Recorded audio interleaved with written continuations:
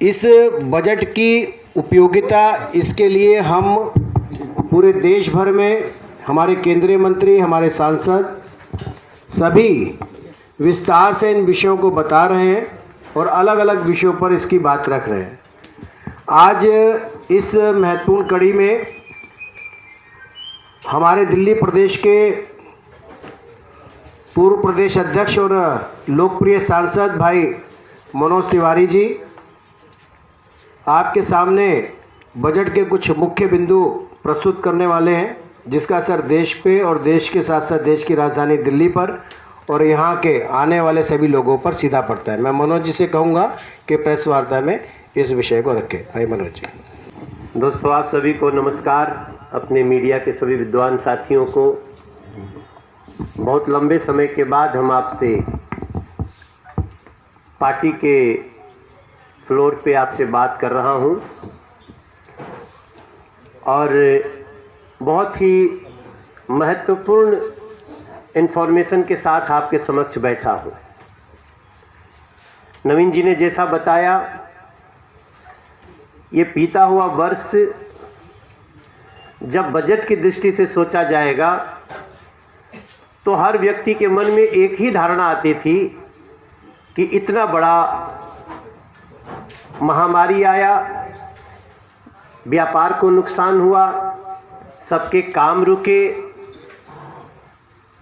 पूरा देश विषम परिस्थितियों से किसी प्रकार से निकला, तो निश्चित रूप से ऐसे में तो हमको आपको अपने घर का बजट बनाने में भी चिंता हुई होगी कि बाप रे बाप, अब इस साल का बजट कैसे बनाएंगे।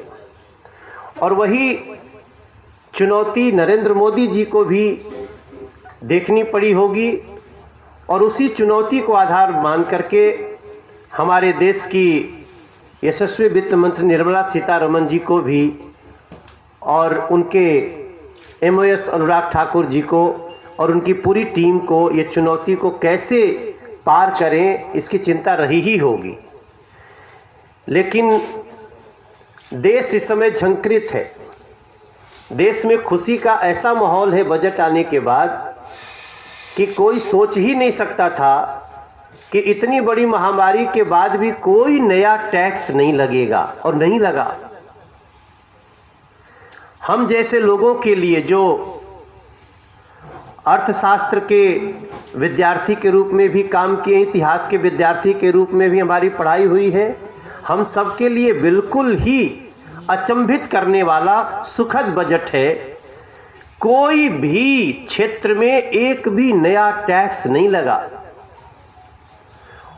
आप लोगों ने बहुत सारी बजट की चर्चाएं करी हैं अपने अपने चैनलों पे, अपने अपने अखबारों में, बहुत सारे लोगों ने कही है, लेकिन मैं आज मूलतः 4 बिंदु की बात करूंगा जो मैं इसमें कुछ अलग देखता हूं। मैं पीछे जाता हूं 2014 के 10 साल पीछे। यूपीए गवर्नमेंट, मनमोहन सिंह सरकार लेड गवर्नमेंट, 10 साल में 10 बार बजट आया उनका, लेकिन एक भी बजट ऐसा नहीं था जिसको हम ये कह सकें कि ये बजट गेम चेंजर हो या इकोनॉमी को रीसेट करने वाला हो। पहली बार इकोनॉमी को रीसेट करने वाला बजट अगर आया तो नरेंद्र मोदी जी की सरकार में, निर्मला सीतारमण जी के वित्त मंत्रित्व में, और इसको गेम चेंजर भी लोग कह रहे हैं, ये तो हम बाद में देखेंगे, लेकिन इकोनॉमी को रीसेट करने वाला बजट आज पूरे देश के बड़े बड़े अर्थशास्त्रियों ने भी स्वीकार कर लिया है। हम कोई तुलना नहीं कर रहे हैं, लेकिन जब बजट आएगा तो पीछे की बातों को देखना पड़ेगा। तो जो 2004 से 14 के 10 साल में एक ही सरकार, एक ही प्रधानमंत्री, और उसको रिमोट से भी कोई चलाता था तो वो एक ही लोग, एक ही परिवार, लेकिन इकोनॉमी को रीसेट करने वाला बजट अगर किसी ने दिया है तो नरेंद्र मोदी सरकार ने अपने 6ठे वर्ष में ही दे दिया है। ये बहुत खास है, इसको मैं इस ढंग से परिभाषित करना चाहता हूं। और दूसरा मेरा बिंदु है कि आप स्वास्थ्य के क्षेत्र में देखिए, आप अनाज के क्षेत्र में देखिए, आप ट्रांसपोर्ट के क्षेत्र में देखिए, सड़क, रेलवे इत्यादि में ये बजट 5 गुना ज्यादा बजट में प्रावधान करता है। यह आसान नहीं है सर। अगर पहले अनाज की खरीद के लिए 236 करोड़ रुपया अगर लगता है और अगर अब जाकर के इसमें 10,546 करोड़ का बजट का प्रावधान होता है, तो आप देख लीजिए ऐसे ऐसे 5-5 गुना। ऐसे ही अलग अलग क्षेत्रों में, मैं पूरा समय नहीं लेना चाहता, आपके पास बजट है, आपके पास जानकारी है, आप इसका विवेचना करेंगे। इतने क्षेत्रों में जो मैं नाम ले रहा हूं, राशन में, हेल्थ में, ट्रांसपोर्ट में, सड़क, रेलवे इत्यादि में 5 गुना ज्यादा बजट का प्रावधान किया है मोदी सरकार ने। यह चमत्कारिक ही नहीं है, यह एक दृढ़ इच्छा शक्ति को दिखाता है।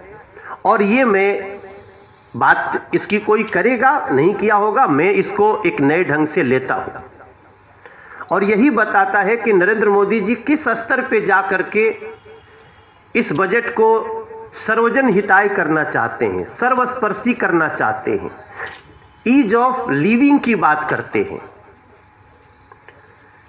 मेरा 2 और पॉइंट है, मैं बहुत विस्तार में नहीं जाने वाला हूं। मैं तीसरा जो एक बड़ी बात देखता हूं कि इस देश में जो इनकम टैक्स देता था बड़ी ईमानदारी से देता था, लेकिन उसको डर लगता रहता था कि कब 6 साल पूरा होगा ताकि हमारे ऊपर से तलवार हटेगी, पता नहीं कब बीच में कौन डंडा लेकर के आ जाए। नरेंद्र मोदी सरकार ने, हमारी निर्मला सीतारमण जी की टीम ने, वित्त मंत्री जी ने इसको समझा और जो 6 साल तक कभी भी रीओपन हो सकता था केस, अब उसको मात्र 3 साल का कर दिया गया।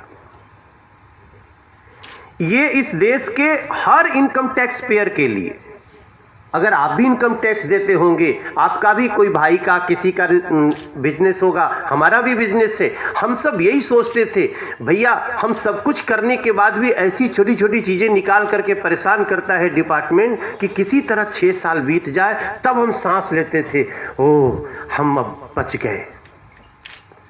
उसको 3 साल कर दिया गया और 50 लाख रुपए तक हमने 2-2 लाख 3-3 लाख के गलती से भी इधर उधर हुए केस में लोगों को पिसते देखा है, कराते देखा है। लेकिन अब 50 लाख रुपए तक, हाँ उसके ऊपर का होगा केस तो निश्चित रूप से जब चाहे उसकी रीओपन हो सकता है, होना भी चाहिए। लेकिन 50 लाख तक के नीचे तक के केस में आप 3 साल के बाद नोबडी कैन रीओपन और क्लेम एनी टाइम। ये भारत के इतिहास में इनकम टैक्स देने वाले लोगों के लिए इतनी बड़ी राहत है कि वो किसी बड़ी सफलता से कम नहीं है, मन झूम रहा है। इवन मैं खुश हूं बहुत। हम लोगों को भी आप जानते हैं, हमें हर साल हम लोग भी 1-1 करोड़ 1.5 करोड़ 40-40 लाख 50-50 लाख ऐसे टैक्स दिए हैं। लेकिन सब कुछ करने के बाद छोटी मोटी गलती तो हो सकती है। तो ऐसे कई करोड़ों लोगों को ये राहत देने वाला बजट है। इसके लिए मैं मोदी सरकार का बहुत थैंक्स करना चाहता हूं। और जो अंतिम बिंदु ले रहा हूं वो ये है कि थोड़े समय बाद आपको नई दिल्ली का रेलवे स्टेशन इस दुनिया के किसी अच्छे एयरपोर्ट से बेहतर दिखेगा। ये है हमारी बजट की खूबसूरती कि रेलवे स्टेशन को भी हम एयरपोर्ट की तरह सुंदर बना देंगे। और कुछ लोग तो सिर्फ सुंदरता में जाएंगे, हम इसको सुरक्षा से जुड़ा हुआ देख रहे हैं। आज मेट्रो के अंदर जो भी सफर करता होगा, सफर तो अच्छा है, उसका स्वच्छता से भरा हुआ है, अच्छा लगता है जाने में, बिना शोर के जाते हैं, लेकिन उसमें सिक्योरिटी बहुत है, क्योंकि उसमें प्रवेश करना सबके लिए संभव नहीं है। अगर कोई आर्म्स लेके जाना चाहे तो जा सकता है भैया। ऐसे ही अब ये शुरुआत हुई है। मैं रेल मंत्री पीयूष गोयल जी के एफर्ट को भी धन्यवाद देना चाहता हूं और मोदी सरकार के काल में वित्त मंत्री जी के बजट के प्रावधान को धन्यवाद देना चाहता हूं कि आने वाले समय में हमारा रेलवे स्टेशन भी, और उसकी शुरुआत दिल्ली से हो रही है, कि हम उसको एक वर्ल्ड लेवल का जगह पाएंगे, जहां पे कभी कभार तो लोग टूरिज्म के हिसाब से भी जा सकते हैं देखने की what is this new concept. क्योंकि हमने 2014 में 8 करोड़ लोगों को फ्री गैस कनेक्शन देने का हमने मोदी जी ने निर्णय लिया था। 8 करोड़ को दे दिया और फिर से निर्णय ले लिया 1 करोड़ को और देंगे। निश्चित रूप से देश में बड़े जगह पे चर्चा का विषय है, लोग चर्चा कर ही रहे हैं। दिल्ली सरकार का पहली बार बजट बढ़ा है। जब भी अपराध होते हैं, हम लोग डिस्ट्रिक्ट पुलिस कमेटी में जब बैठते हैं तो डीसीपी लोग भी हम लोगों को बोलते हैं कि सर आप अनुशंसा करें कि हमारी संख्या बढ़ाई जाए, तो उसकी भी एक बहुत बड़ी राहत मिली है। क्योंकि जब बजट बढ़ेगा तो हमारे पुलिस सदस्य बढ़ेंगे, उनकी भर्ती ज़्यादा होगी, और भर्ती ज़्यादा होने के बाद जो शिकायत आपकी होती है, केस तो हो गया, अभी आईओ जा नहीं रहा है, वहाँ पहुँच नहीं रहा है, उसकी एक बहुत बड़े स्तर पे उसकी चिंता की गई है। और इसके साथ साथ बहुत कुछ है, मैं पढ़ना नहीं चाहता हूँ मैं। हम अपनी तरफ से इन्हीं 5 बिंदुओं को लेकर के नरेंद्र मोदी सरकार को बहुत बधाई देना चाहते हैं। बाकी तो अगर आपके पास कुछ ऐसा प्रश्न होगा कि इस विषय पे बोलो तो हम उस पे बोल सकते हैं, लेकिन ये 5 ऐतिहासिक कार्य हुए हैं, महामारी के बावजूद हुए हैं। इसलिए हम नरेंद्र मोदी जी को और उनकी सरकार को, वित्त मंत्री जी को इस बजट के लिए बहुत बधाइयाँ देते हैं, अपनी लोकसभा के तरफ से और अपनी पार्टी की तरफ से। आपका कोई सवाल?